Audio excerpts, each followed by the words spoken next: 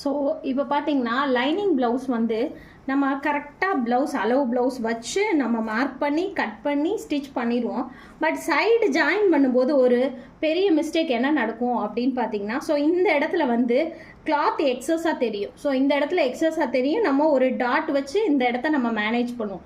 So இந்த dot இல்லாமல் கரெக்டாக வரணும்னா அது கட்டிங் பண்ணும்போதே, அதாவது இந்த ஃப்ரண்ட் பார்ட் கட் பண்ணும்போது, ஸோ இந்த ஹைட்டு ப்ளஸ் இந்த நெக்கு அப்புறம் இந்த இடம் இதெல்லாம் நம்ம பர்ஃபெக்டாக மார்க் பண்ணிடுவோம். ஆம்கோல் வளைவு எல்லாம் பண்ணிடுவோம். ஸோ இந்த இடத்துல நம்ம மார்க் பண்ணும்போது நீங்கள் என்ன செய்யணும் அப்படின்னு பார்த்தீங்கன்னா, இப்போ இது அளவு ப்ளவுஸ் அப்படின்னு வச்சுப்போம்.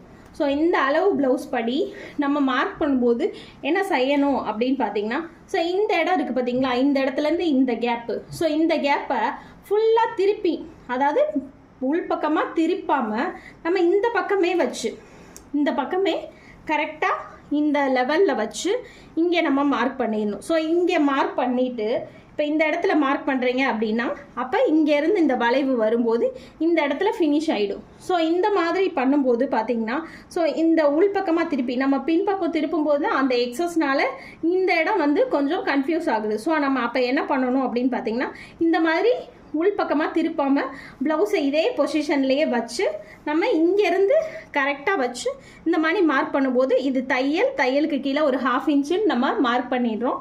ஸோ இதே மாதிரி இங்கிட்டு மார்க் பண்ணியிருப்போம் பார்த்தீங்களா, ஃப்ரண்ட்டு ஹுக்கு சைடு. ஸோ இதிலேருந்து நம்ம நீட்டாக இந்த மாதிரி மார்க் பண்ணிடலாம். ஸோ இப்படி பண்ணும்போது பார்த்திங்கன்னா இந்த எக்ஸஸ்க்கு பிரச்சனை இல்லாமல் போயிடும். ஸோ மார்க் பண்ணும்போது இந்த ஒரு டிப்ஸை ஃபாலோ பண்ணி பாருங்கள். இந்த சைடு எக்ஸஸோட ஒரு டாட்டு வரவே வராது. ஸோ இந்த மெத்தடை ட்ரை பண்ணி பார்த்துட்டு லைக் அண்ட் கமெண்ட் பண்ணுங்கள். தேங்க்யூ.